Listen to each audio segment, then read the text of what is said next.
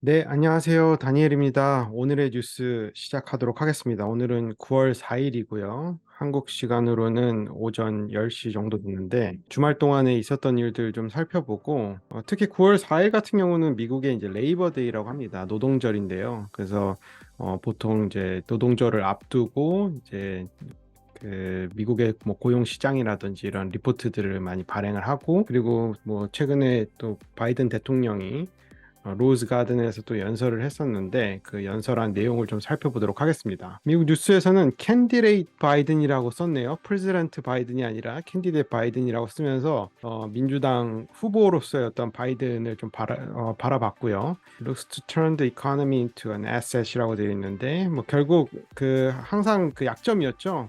바이든 대통령이 취임하고 나서 인플레이션도 너무 많이 올라갔기도 했고 뭐 너무 올라간 이유는 뭐 다름이 아니라 뭐 코로나 시기에 달러를 많이 발행을 했기 때문에 사실 자산 가치가 많이 상승을 했었고 이게 굉장히 또 약점으로 그 바이든의 약점이었었는데 이거를 더 이상 이제 약점으로 보는 게 아니라 자신의 어떤 그 에셋 자산으로 또 강점으로 자기의 그 다음 미국 대선 후보로서의 어떤 발언을 했다. 뭐 이렇게 보시면 될 것 같습니다. 특히 이제 바이드노믹스는요. 여기 보시면은 사진에 보시다시피 Investing in America, Empowering Workers, Lowering Cost라 그래서 일단 뭐 미국에다가 투자를 많이 좀 유치를 시키고 그 다음에 일자리를 많이 만들겠다. 이렇게 또 얘기를 했었고요.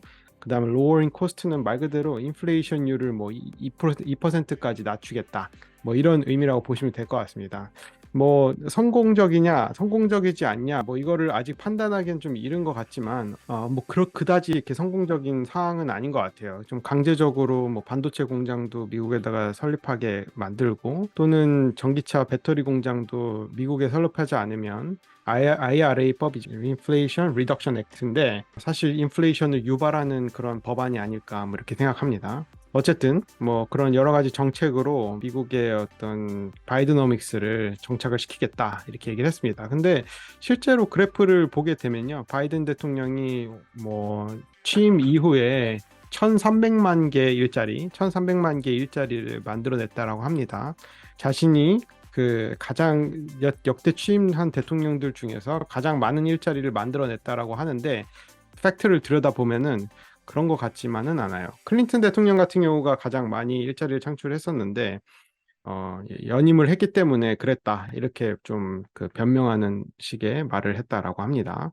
실제 퍼센티지로만 봐도 뭐 9% 정도였기 때문에 인구는 계속 증가하고 있고 전체 일자리는 많아지기 때문에 사실 퍼센티지 증감으로 봐야 되는데 바이든 정부가 내세웠던 올해 자기 임기 동안에 많은 일자리를 만들어냈다라고 하는 것은 실제 팩트로 보기에는 좀 어렵지 않나 이렇게 판단하고 있습니다. 미국에서. 그 다음 뉴스는 트럼프 뉴스인데요. 뭐 지난번에도 제가 다루긴 했었지만 머그샷을 찍었죠. 애틀란타 그 법원에 가가지고 자신에게 이제 그 씌워진 여러 가지 혐의 사항들을 또 반론하기 위해서 갔었는데 당시에 머그샷을 찍고 나서 또 지지율이 엄청나게 또 올랐다고 합니다. 공화당 내에서 가장 그 유력한 대선 후보 1위로 지금 유지를 하고 있고요. 뭐 거의 뭐 59% 정도 지지율이라니까 뭐 크게 문제가 있지 않는 이상은 또 공화당의 또 대선 후보가 되지 않을까 뭐 이렇게 생각을 합니다.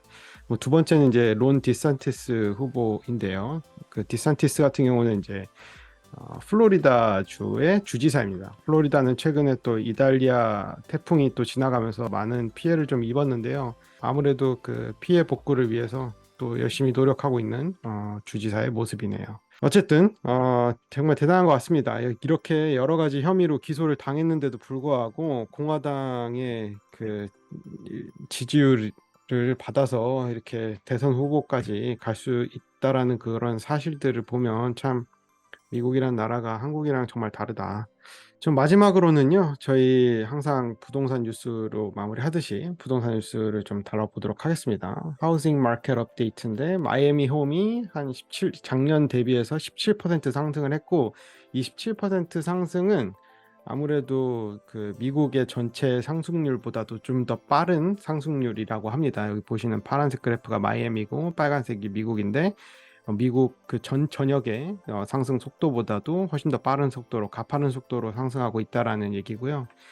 실제 그 마이애미 같은 경우는 물론 플로리다가 뭐 태풍 때문에 이제 자연재해가 많이 일어나는 지역이기도 하지만 정말 많은 분들이 휴양지로서도 좋고 뭐 여러 가지 이유에서도 마이애미로 많이 넘어가시는 것 같아요. 특히 뭐그 여기 기사에서 보시면은 하이 모기지 레이트, 그 대출 이자가 너무 높음에도 불구하고 사람들이 마이애미 쪽으로 이제 집을 구매를 하시는데 대부분의 사람들이 그 2 in 5, 그러니까 5명 중에 2명은 올캐시로 구매를 한다고 합니다. 올캐시로 구매한다는 거는 이제 전액 현금으로 산다는 거죠.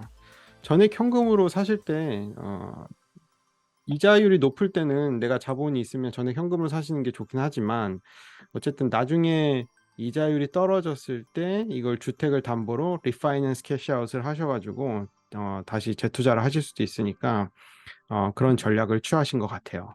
어쨌든 Miami attracts an influx of out-of-town buyers. 그러니까 밖에 그 타주에 있는 그 바이어들이 많이 와서 투자자들이 많이 산다고 하는데 실제로 좀 마이그레이션 리포트를 좀 보면요, 마이애미로 많이 들어오시는 것 같습니다. 특히 뭐 뉴욕이나 워싱턴, 버스턴, 시카고 이쪽에서 정말 많이 들어오고 계시고 오히려 나가시는 곳은 이제 뭐 덴버나 올란도 뭐 이런 쪽으로 이제 가시긴 하는데 다 플로리다 지역 내로 이동을 좀 많이 하시는 그런 특징을 좀 갖고 있다고 보시면 될 것 같아요. 그래서 플로리다 주 자체만 보면은 사람들이 그렇게 많이 떠나진 않는다. 그 대신에 다른 타주에서는 정말 많이 넘어오고 있는 주 중에 하나다. 이렇게 보시면 될 것 같아요. 그 이유는 또 아무래도 뭐 집 가격에 있겠죠. 집 가격이 그렇게까지 다른 곳에 비해서 높지는 않고 한 미디언 세일스가 한 58만 불 정도니까 뭐 캘리포니아나 뉴욕 뭐 이런 그 시애틀, 워싱턴 이런 데와 비교해도 아직까지도 한 40% 정도 저렴한 정도 형태라고 좀 보여지고 있고요. 물론 이제 판매된 주택 수나 이제 그 미디언 데이는 좀 작년 대비해서 좀 증가했지만 결과적으로는 부동산 가격이 그렇게 심하게 하락하지 않고 5년 동안 꾸준히 잘 상승하고 있는 지역 중에 하나라는 뉴스를 가지고 왔습니다. 최근에 뭐 메시도 인터 마이애미로 입단을 하게 되면서 마이애미가 참 많이 알려진 상황인 것 같아요. 그래서 나는 바닷가도 좋고 또는 약간 남부의 어떤 도시 느낌을 느끼고 싶다 그러신 분들은 뭐 마이애미로 이주하시는 것도 한번 생각해 보시는 게 좋을 것 같네요. 네, 이상으로 오늘의 뉴스 마무리하도록 하겠습니다. 오늘도 시청해 주셔서 감사하고요. 꼭 돈이 들지 않으니 꼭 구독, 좋아요, 알람 설정까지 부탁드리겠습니다. 감사합니다.